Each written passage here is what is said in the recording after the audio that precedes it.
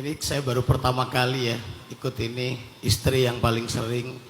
Dan alhamdulillah sejujurnya pertama saya itu sering ngelihat istri selalu ngelihat Ustadz ikut ceramahnya, ngelihat di HP, sampai saya selalu sering punya rasa cemburu. Wah, kenapa kok selalu Ustadz Hanan gitu, sampai pada akhirnya saya ikut di sini.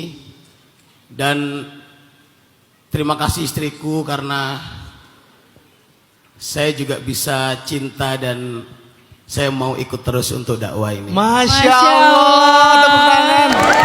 Ini yang disampaikan sama Ustadz ini benar-benar bukan saya ngelihat yang kayak gimana, cuma ini yang terjadi sekarang pada diri saya. Sejujurnya seperti itu. Tapi saya pengen tanya itu, ketika kita sebagai laki-laki yang memang harus kepingin diam, kita nggak mau ngomong apapun karena mental kita sedang kacau atau seperti apa, terkena masalah pekerjaan, keluarga dan segala macam. Tapi dari pasangan kita itu tidak bisa mengerti dan terus mencerca dengan selalu memberikan pertanyaan.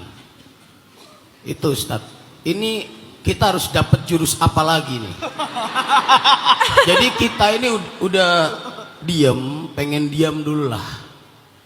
Kita ini pengen diam dulu, tapi pertanyaan-pertanyaan ini yang selalu bikin kita lebih tertekan. Kalau kita nggak jawab, itu munculnya akhirnya kamu udah nggak sayang sama aku. Jadi mungkin itu pertanyaan saya, Ustadz. Terima kasih. Assalamualaikum. King Abdi, Masya Allah ya, pertanyaannya tuh relate dengan banyak masalah kita. Saya juga pernah ada di titik itu. Karena semua rumah tangga pasti pernah ngalamin kan, kayak gitu-gitu kan. Walaupun masalahnya beda-beda. Menurut saya Bang King Abdi, kita perlu mempelajari dan memahami love language-nya pasangan kita masing-masing. Cewek itu kalau ngomong, kadang bukan minta direspon verbalnya, tapi pengen diperhatikan. Makanya cewek itu seringkali membicarakan sesuatu yang kebalikannya. Pergi kamu, itu artinya jangan pergi.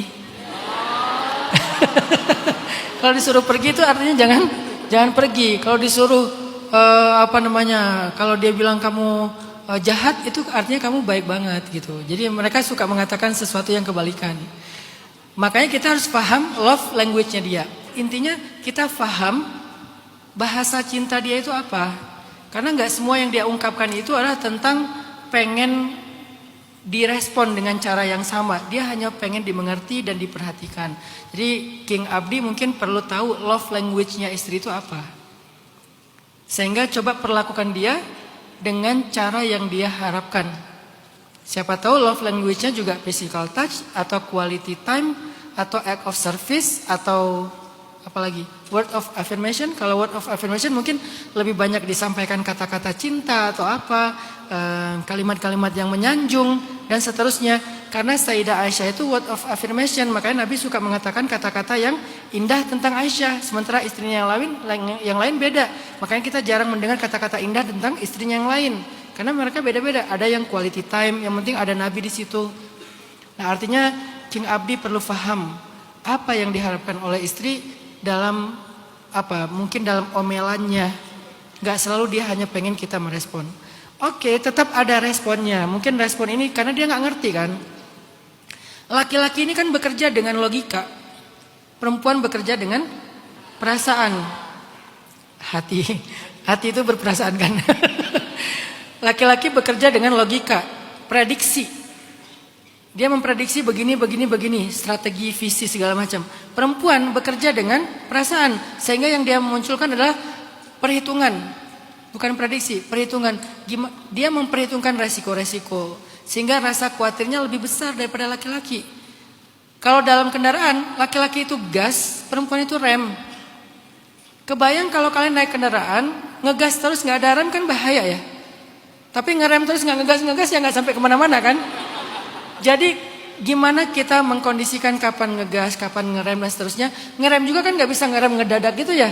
Nanti semua orang maju ke depan. Jadi ngeremnya juga pelan, ngegasnya juga jangan langsung, kalau nggak kejambak ke belakang dan seterusnya. Disitulah filosofi kehidupan. Artinya kadang-kadang memang omongan istri itu perlu didengar sebagai rem dalam kehidupan kita. Saya beberapa kali tersandung gara-gara saya nggak terlalu memperhatikan omongan istri saya, terutama dalam urusan bisnis. Kadang-kadang laki-laki itu dengan egonya ngerasa lebih ngerti bisnis daripada perempuan. Mungkin perempuan nggak tahu bisnis, tapi dia mengerti sekali tentang resiko-resiko. Kita tahu strategi, kita tahu tentang bagaimana ngebangun usaha, tapi kita tidak terlalu baik dalam mempertimbangkan resiko. Dan emang itu fitrah laki-laki. Mungkin dia lebih ngerti tentang bisnis, tapi dia nggak ngerti tentang resiko. Perempuan selalu ngomongin tentang resiko. Jadi kadang-kadang bikin kita kayak ketahan-tahan gitu. Mau maju, mau lari itu ketahan lagi, jangan. Tapi beberapa kali saya membuktikan, ternyata gara-gara saya nggak pakai rem, beberapa kali saya terperosok ke selokan. Dengan angka yang nggak kecil juga bagi saya. Kenapa? Saya nggak dengar pertimbangan-pertimbangan istri. Jadi ada kalanya emang kita perlu dengar, ada kalanya kita perlu merespon untuk memahamkan dia. Ada kalanya, kadang-kadang kita hanya merespon untuk membuat dia merasa diperhatikan dan dimengerti. Itulah perempuan. Makanya ada surat perempuan di dalam Al-Quran, tidak ada surat laki-laki di dalam Al-Quran. Kenapa? Saking istimewanya perempuan. Yuk kita ngaji, buka suratul Rijal. Mana ada suratul Rijal? Ya ada suratun Nisa, saking istimewanya dan saking misteriusnya perempuan. Kalau laki-laki ya apa adanya aja, bergeletakan di jalan juga nggak ada yang mau. Biasa aja gitu. Jadi mungkin 3 itu Kang Abdi. 1 tentang kita perlu mendengar kadang. Jangan-jangan pertimbangan dia itu jauh lebih tepat daripada kita yang terlalu semangat. Yang kedua, kadang kita perlu menjelaskan juga kepada dia dan itu bagian dari kasih sayang kita. Jangan sampai kita ngerasa gini, yang penting aku udah ngerti. Bukankah kita hidup bersama? Sehingga bukan cuma kita doang yang ngerti, harusnya pasangan kita juga ngerti tentang apa yang kita sedang lakukan. Banyak suami yang malas cerita ke istri karena dia ngerasa cerita juga gak ngebantu. Bukan tentang itu. Banyak suami yang kadang-kadang ngerasa gak butuh cerita ke istri karena setelah cerita istri juga gak bisa bantu apa-apa. Bukan tentang itu, tapi tentang kita pengen rumah tangga ini nyaman. Kalau istri gak nyaman, pasti anak-anak gak nyaman. Karena dialah yang memikirkan mereka, merawat mereka, yang berkasih sayang kepada mereka. Maka menceritakan masalah kita kepada istri yang membuat dia ngerti, itu bagian dari cara kita merawat rumah tangga kita. Maka baru yang ketiga, kadang dia bukan cuma pengen dijelaskan, tetapi cuma pengen dimengerti. Allahu a'lam.